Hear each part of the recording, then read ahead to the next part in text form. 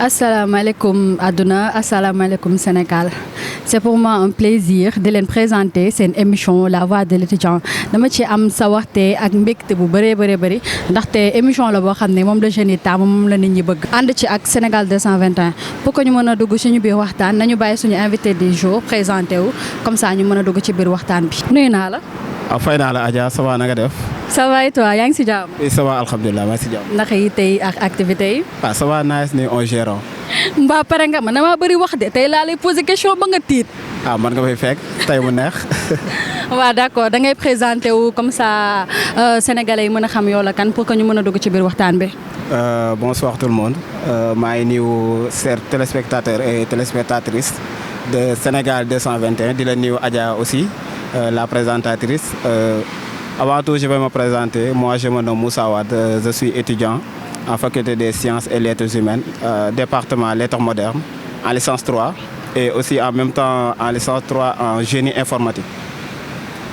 Ah, c'est bien. Kon da nga ko cumuler ñoom ñaar. Oui, c'est ça. J'ai cumulé les deux. D'accord. Dañuy commencer ci sama question préférée. Nga expliquer ñu sa parcours scolaire, ba ni nga accès Université Cheikh Anta Diop. Alors man maa ngi defee sama primaire sama village qui s'appelle Mbane dans la commune de Mbane foofu laa defee sama élémentaire et aussi sama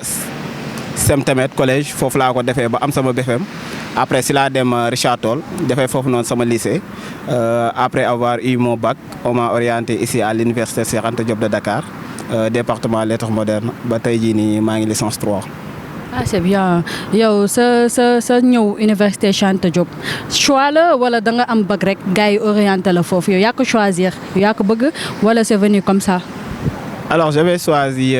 que ma def lettres modernes parce que je suis un étudiant bi nga xam ne je suis passionné des lettres et aussi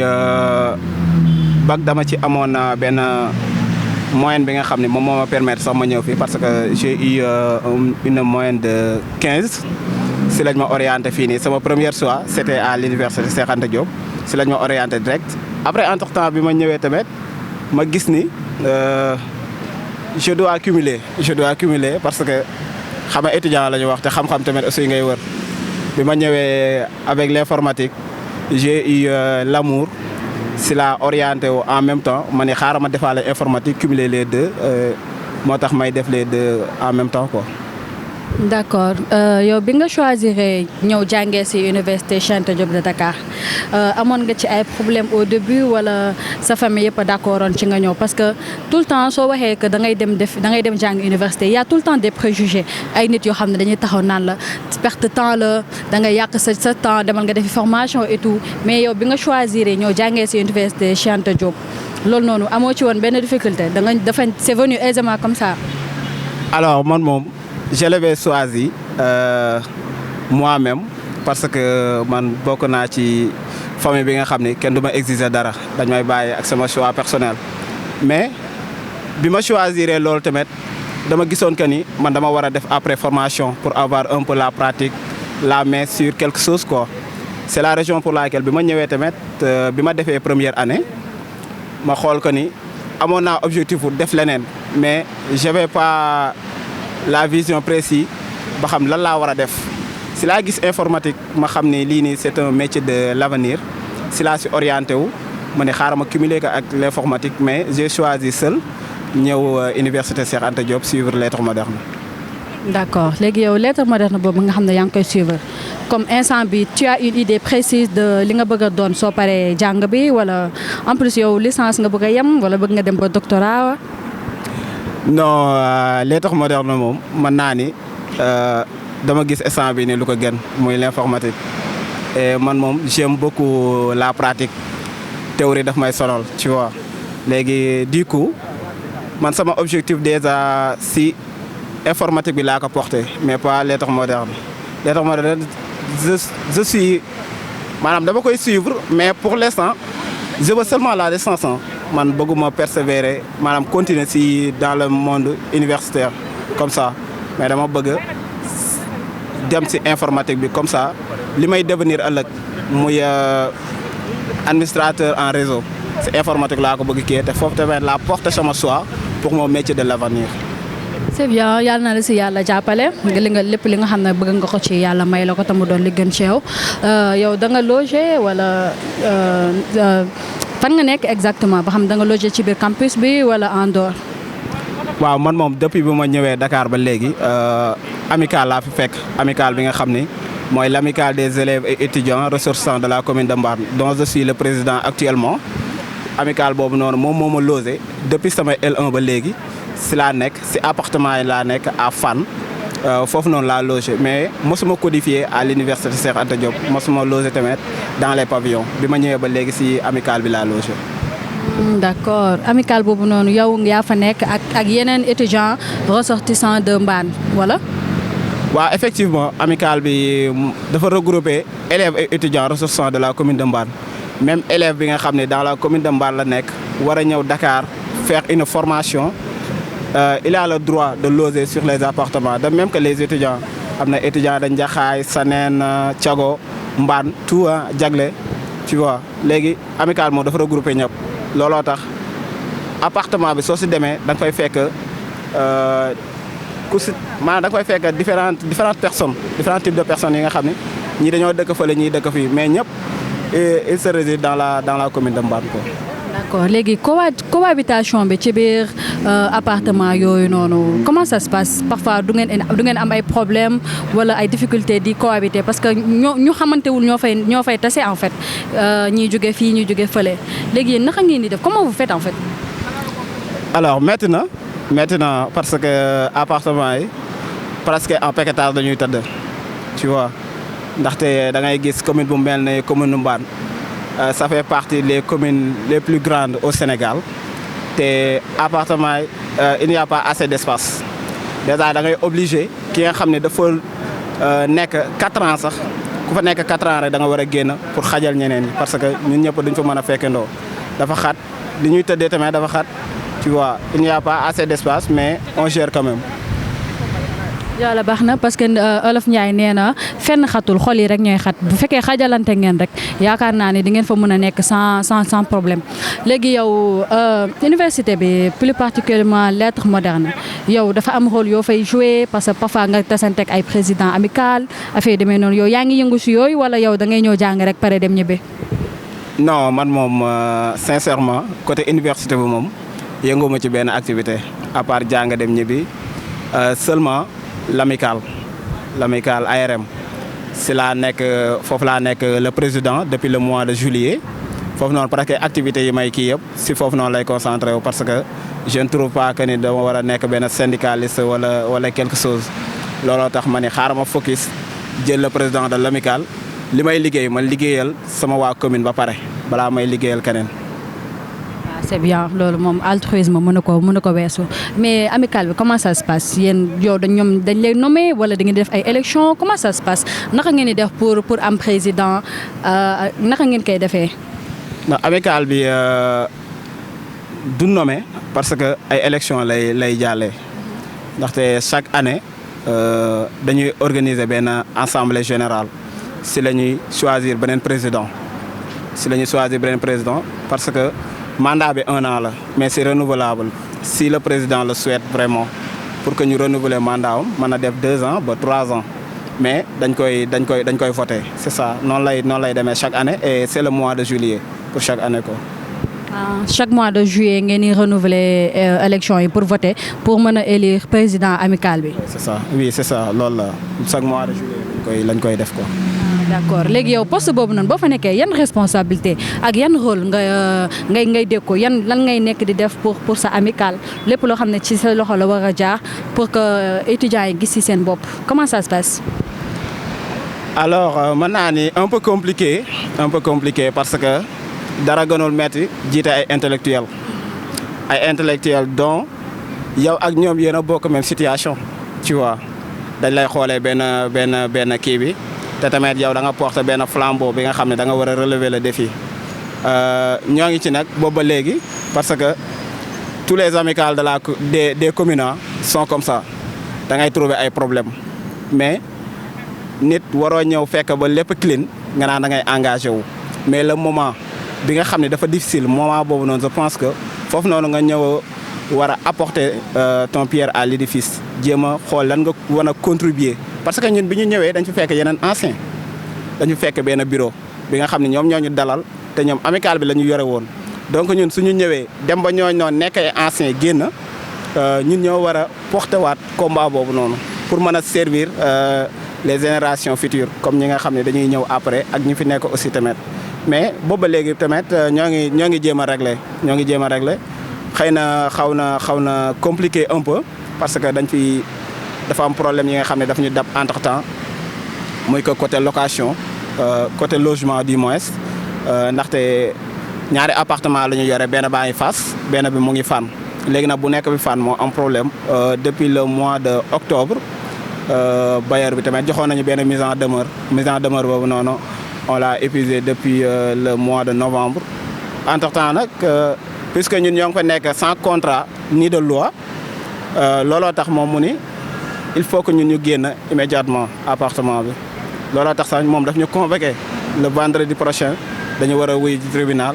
pour xool ni ñu discuter ak moom ak tamit xool ba xam juge bi ban décision lay jël mais instant bii nii on n'a pas de solution étudiants yi amaguñu fu ñu jëm aussi tamit. mais bi nekk Fann vous êtes combien à peu près. à peu près nous sommes 30 personnes. 30 personnes. waaw 30 personnes yoo xam ne dañoo war a génn uti feneen fu ñu war a loger. oui c'est ça 30 personnes yi nga xam ne dañu war a génn amuñu fu ñu dem amaguñu fu ñu nekk aussi tamit te ñoom ñoo ngi milieu année scolaire am ñi nga xam ne tamit ay nouveau bachelier lañu ñoo ngi doog a ñëw université xamaguñ fi kenn xamuñu Dakar dara amuñu fi famille aussi tamit amuñu fu ñu jëm te ñoo ñëpp dañu war a génn 30 personnes yooyu noonu te ñun amaguñu benn solution amaguñu fu ñu leen dugal aussi. waaw loolu moom situation boobu moom compliqué na trop parce que Dakar ñëpp xam nañ dafa doy waar nga war a dem jàngi si amuloo foo loger loolu rek pression la loolu rek mën na la perturber mën na la yàqal sa jàng et tout j'espère que di ngeen résoudre seen problème et que di ngeen am très vite feneen foo xam ne mën ngeen fa loger et que aussi seen rencontre bi ngeen war a am ak seen propriétaire bi j'espère que issue bi dina nekk à votre avantage yéen ñëpp étudiants yi mais bon concernant sa jàng bi à l'université mës nga fi dund benn situation bu métti loo xam ne ba léegi soo koy xalaat sa xol bi dafay jeex wala nga am lu métti que mu nekk lu neex mën na nekk tamit lu neex mën nga fi dund lu neex comme mën nga fi dund lu métti dama bëgg nga wax ma si tuuti. waaw je peux dire comme la vie de tous les étudiants parce que déjà devenir étudiant c'est de la souffrance loolu dañ ko war a prendre en compte de un donc souffrance yooyu noonu force da lay rattraper il y a des moments yi nga xam ne dafay difficile si sa cursus sa parcours et c'est normal aussi tamit man damay jàpp que ni c'est normal que parfois may dund yenn situation yi mais dund nañu situation yi métti wax dëgg yàlla si 3 ans yi nga xam ne ñëw nañu fii nii dund nañu situation yu xaw a compliqué mais da ngay jàpp que ni soo bokkee si famille bi nga xam ne dafa am ñu lay soutenir ñi nga xam ne toujours ñoo ngi sa ginnaaw toujours ñoom ñoo ngi xool sa avancement wu jàng donc loolu rek da lay motiver quelle que soit la situation même si elle est difficile yow da ngay am courage yu persévérer da ngay am courage yu continuer tu vois léegi loolu c'est très important nga am ñi nga xam ne da lay soutenir et moi j'ai eu cette occasion particulièrement sama benn tonton bu ñuy wax AEDR kooku moom mention spéciale à lui parce que il est toujours là te daf ñuy soutenir bu baax a baax donc soo amee yooyu rek lu mu métti métti da nga ciy génne lu mu métti métti aussi da ngay am courage yu continuer ko. waaw noonu la nit moom ci loo nekk rek boo amee ku lay encouragé da ngay gën a am jom pour que nga continuer pour que nga persévérer à part lu métti loolu noonu nga xam ne dund nga ko yow ak sa ñi nga nekkal ci appartement boobu noonu yéenay faral di ànd bu ngeen di jàng si su ngeen waxee réviser wala yow booy jàng yow tu le fais individuellement nan ngay faral di def soo nekkee en période d'examen. waaw su ma nekkee période d'examen moom damay ànd ak sama gars yi parce que malgré que ni seen président la mais ñun ñëpp ay moroom lañu ñun ñëpp on est dans la même génération te tamit ñun ñooy dundandoo te yaakaar naa nit même soo leen xamantewul woon soo leen demee ba bokk benn chambre wala bokk benn appartement rek ay mbokk ngeen tu vois te la commune aussi tamit ñun ñëpp ay mbokk lañu moo tax ñoom ñooy sama xarit ñoom laay àndal aussi tamit su may réviser su may jàngee tout am naa ñi nga xam ne ñoom laay àndal réviser ji ko. xam naa ne da nga ne nit ko mën a laaj laa mais bon concernant seen amicale bi ak seen problème logement yi yow lan nga yaakaar ni boo ko defee wax ngeen mën a régler problème bi am ngeen ñu leen di dooleel genre am ngeen soutien koo xam ne daal nit ki la koo xam ne il est toujours là pour vous koo xam ne yaakaar nga ni bu si jàppee yéen mën ngeen régler seen problème logement bi. waaw am nañu ay soutien am nañu aussi tamit ñi nga xam ne ñoo ngi ñuy taxaw boobu ba léegi et particulièrement à monsieur le maire de Ndombo monsieur Madické Mbodj. Il est toujours là depuis 2008 depuis la création de l'amicale boobu ba léegi loxoom génnu ci amicale bi et aussi tamit le maire Dembel Dembaara Sow tamit mu ngi fi notre maire mais juste que dañ leen di lancer waat appel le maire et tous les autorités de la commune di leen wax que ni étudiants yi ont besoin de vous te instant bii nii boobu ba léegi ñoo ngi nekk ci problème bi amaguñu solution depuis octobre ba léegi donc ñoo ngi leen di lancer ñëpp madame le ministre aussi Yacine Fall ñoo ngi koy lancer waat appel aussi tamit mu ñëw venir en aide les étudiants parce que soxla nañ leen surtout ces moments yi nii étudiants yi soxla nañ leen trop parce que suñu wuy jee le 30 le 28 bii nii le vendredi prochain à tout moment mën nañu génn te suñu génnee amuñu fu ñu jëm donc ñoo ngi leen di wax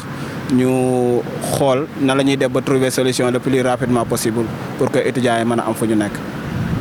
kon nag ñoo ko déggandoo yéen ñi nga xam ne étudiants yi ñu ngi leen di woo am si yéen yaakaar jàpp ne yéen war ngeen a mën a dugal seen loxo pour que ñoom ñu bañ a génn wala boog bu ñuy génn ñu dugg feneen ñu utal leen feneen foo xam ne war nañ fa mën a loger parce que sinon dara du baax parce que dinañ leen génne ñuy nekk di taxawal ci mbedd yi te loolu noonu beneen problème lay indiwaat encore surtout que koo xam ne dafa ñëw pour jàng si parce que loolu noonu source de problème la source de stress la kon nag ñu ngi leen di woo ngeen ñoo jàppale étudiants ressortissants de Mbane ngeen jàppale leen pour que ñu am feneen fu ñu mën a loger émission bi nag yaakaar naa ne léegi tey ñu tëj ko mais bala ñu koo tëj dañ lay baa nga xool ndax am nga ko war a remercier wala leneen loo xam ne bëgg nga ko ci dolli laataa ñu may tëj émission bi. alors su ma amee ñu may remercier mooy que les membres de l'amicale plus particulièrement les membres du bureau maa ngi leen di remercier et di leen wax aussi tamit nañu jàpp rek parce que amicale la ñu wax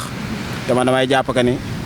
ay problème moom toujours daf ñuy rattraper dans la vie de tous les jours muy que amical wala boog même ta propre vie yooyu noonu da lay rattraper maa ngi leen di wax ñu gën a jàpp gën a booloo aussi tamit gën a góorgóorlu tamit si li ñu fi andi c'est très important parce que moom laa leen di wax toujours ma ni leen da ngeen ñëw Dakar pour quelque chose te loolu noonu tant que atteindre leen objectif boobu noonu waru leen bàyyi man je crois à ça te tamit dama leen di wax ñoom ñëpp ñu gën a mobiliser wu gën a fonk aussi tamit li ñuy def parce que la commune a besoin de vous la commune a besoin de vous et les parents tamit attendent quelque chose boobu nag bu ñu leen gàccaloo dañ leen yóbbu résultat yi positif malgré que nag problème yaa ngi fi mais ñoo ngi xool ay alternatives yi nga xam ne dinañ ko mën a régler di sant di gërëm tamit Adja la présentatrice bu ñaawal bi et aussi le réalisateur maa ngi leen di sant di leen gërëm di rafetlu aussi tamit émission bi Sénégal 221